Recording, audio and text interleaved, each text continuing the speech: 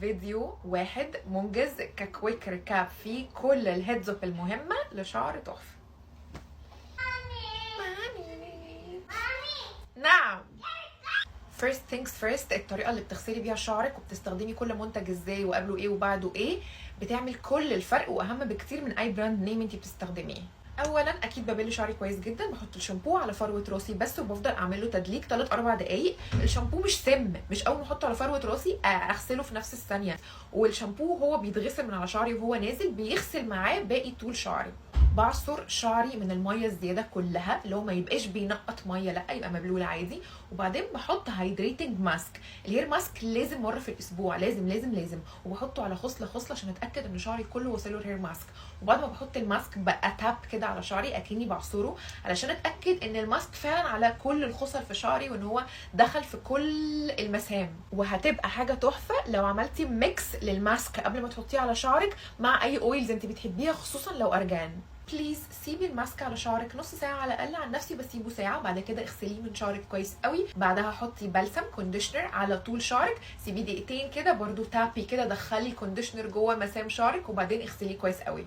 ولو شعرك بيقع، لو عندك تساقط، امنعي تماما ان الماسك والكونديشنر يجوا على فروه راسك ولا حتى بالصدفه، اللي هو يعني حتى ما تحطيهمش على شعرك من هنا علشان ما يجوش بالغلط على فروه راسك، لان هم بجد هيزودوا التساقط جدا. خلاص انا كده خلصت غسله شعري تماما. شعري بقى وهو مبلول كده بعصره حاجه بسيطه بس، بسيبه يكون لسه بينقط ميه شويه، واحط عليه ليفينج كريم كميه مش قليله، اشبع شعري بالليفينج كريم. شعري هيبقى لسه مبلول، اعصره بالميه والليفينج كريم، فالليفينج كريم هيبقى بيدخل جوه مسام الشعر اكتر، وانا بعصر شعري من الميه الزياده اللي انا ما عصرتهوش منها قبل ما احط الليفينج كريم، هيكون الحركه دي بدخل الهايدريشن جوه شعري. وعلى فكره الاساس في ترطيب الشعر مش السيرم، الليفينج كريم بس. خدي بالك لو انت طبيعه شعرك الشعرايه نفسها رفيعه كده ورقيقه، او لو شعرك خفيف عموما، او لو شعرك بيزيد بسهوله، فالحركه دي ممكن تخلي لك شعرك يبقى اويلي قوي، فتجنبيها. حطي بس شويه ليفينج كريم صغيرين، اعملي كده، حطي على اطراف شعرك كويس، واللي هيبقى في ايدك حطيه على الروتس بتاعت شعرك. اوكي، بعد كده حطي بقى شعرك في الفوطه المايكرو فايبر اللي فيه كده فيها، وسيبيه شويه يعني ربع ساعه نص ساعه، بحيث ان الفوطه تمتص مثلا نص المايه اللي موجوده في شعرك بعد ما تحطي الليفينج كريم. يعني بتحطي شعرك جوه الفوطه وهو عليه الليفينج كريم، هتشوفي ابجريد قوي في الليفينج كريم بتاعك او في ملمسه على شعرك. بالكتير قوي ساعة وتكون المية ناشفة من على شعرك ايا كان طريقتك بقى، سواء هتسيبيه ينشف في الهواء، هتنشفيه بهواء ساقع بالسشوار، ايا كان. المهم المية يستحسن ما تفضلش على شعرك اكتر من ساعة عشان بتعمل مشاكل في الشعر وبتجففه. في الستيج دي بقى لو عندك سيرم مفضل بيرطب الشعر كده وبيديله لمعة حلوة، شعرك وهو ناشف 90% او اولموست ناشف يعني، حطي منه شوية على شعرك كله، طول شعرك كله. كده كده انت اوريدي رطبتي شعرك بالليفينج كريم، بس السيرم ده كومبلمنتري ستيب. طيب التعاملات اليوميه بقى، بعمل ايه مع شعري من الغسله للغسله علشان يفضل شكله حلو وصحي وكده. وعلى فكره والله العظيم انا ده خامس يوم لشعري ما اتغسلش، المفروض يتغسل النهارده ومستخسره اغسله اصلا.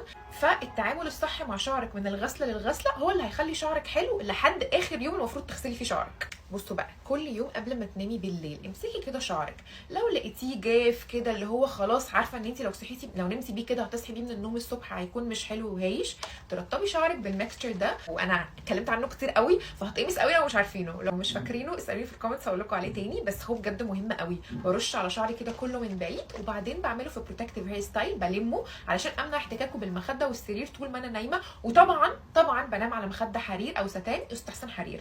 بعد ما برش ده بحط شويه مثلا سيرم وساعات لا، بس ده الاساس.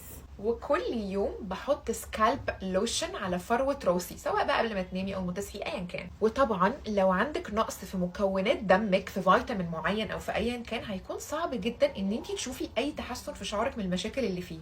والصبغه والحراره والمواد الكيماويه اللي بتفرد الشعر، الاسامي التجاريه اللي ملهاش اي علاقه بالواقع زي الارجان والبروتين والكافيار، اللي هو اكيد ده مش كافيار بجد يعني بيتحط على شعرك، ولا بروتين بجد، دي كلها بتبقى اسامي تجاريه لمواد فعاله قاسيه جدا، كيماويات قاسيه قوي على الشعر بجد بتبهدله وبتدمره. ومش معنى ان صاحبتك ولا بنت خالتك راحت عملت بروتين عند الهير ستايلست الفلاني وطلع شعرها حلو ان انت ربنا هيسترها معاكي زي ما سترها معاها وشعرك مش هيقع كتر الحراره بيدمر الشعر، بيدمره، خصوصا لو انت بتتعاملي مع الحراره غلط، خصوصا لو انت بتعلي قوي الهير تول بتاعتك او ما بتستخدميش منتجات معينه قبل الحراره تحمي لك شعرك. يعني استخدام الحراره بالذات له بروتوكول، له طريقه كده. انا بالنسبه لي البروجرس اللي حصل لشعري ان هو كان وحش جدا ومقطف وبايظ وجاف، وبجد كان بشع. ودلوقتي ما شاء الله بقى كده دلوقتي نو ميك اب نو فلتر. وانا لو بطلت احط المنتج اكس ده اللي انا بحطه على رموشي عشان ترجع تطول وتتقل تاني، رموشي هترجع تقع وهيبقى عندي رموش. لو بطلت احط السكالب لوشن اللي انا متعوده احطه ده على فروه راسي، شعري هيرجع تاني يقع ووحش. ولو بطلت احط المرطب الحلو قوي ده اللي انا بيخلي بشرتي جلاسي وحلوه، بشرتي هترجع باهته تاني. ولو بطلت العب رياضه هتخن تاني. ليه نبطل؟ يعني دي سيلف لاف لانجوج. المفروض يكون عندك كل يوم على الاقل 10 دقائق ربع ساعه يكون ده السيلف كير تايم بتاعك، وده يستمر معاكي طول الحياه، مش اللي هو فتره مثلا لحد ما المناسبه اللي عندك تيجي. دي شويه من المنتجات اللي بسبب اني مش ببطلهم ابدا من سنين بشرتي وشعري ما شاء الله في احسن حالاتهم تقريبا، مهما الدنيا جت عليا قوي. اول منتج مش ببطله خالص وهو السكالب لوشن. واللي ما يعرفش السكالب لوشنز هي منتجات قوامها مائي جدا بتتحط على فروه الراس كل يوم علشان تحل مشكله معينه، سواء تساقط، سواء عايز شعري يطول او يتقل، او علشان امنتين الجود ريزلتس. وده اللي انا بعمله. خبرتي مع السكالب لوشنز لا يستهان بيها، فعايزين تسالوني في حاجه ممكن تقولي في الكومنتس. وبستخدمهم كمان على حواجبي، بجد بيتقلها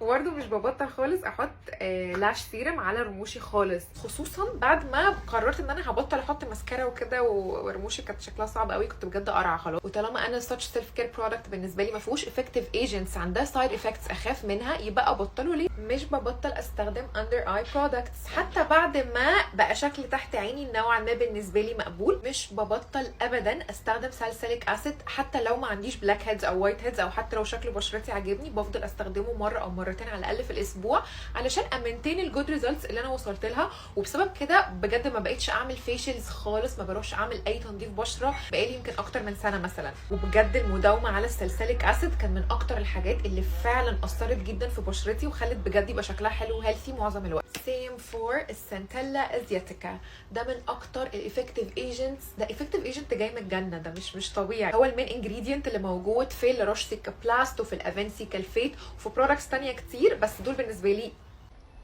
مؤخرا كمان اتعرفت على تونر سبراي بالسنتيلا ازياتيكا، هو المين افكتيف ايجنت اللي فيه. هعمل لكم عنه بقى ريفيو كامل كده. بس مش ببطل ابدا استخدم سبلمنتس على حسب كل فتره واحتياجات جسمي وعلى حسب تحاليلي. الموضوع ده فارق السما من الارض في صحتي عموما كلي على بعضي، وصحه بشرتي وشعري وجسمي وكل حاجه. ولو عندكم اي اسئله ممكن تقولها لي في الكومنتس.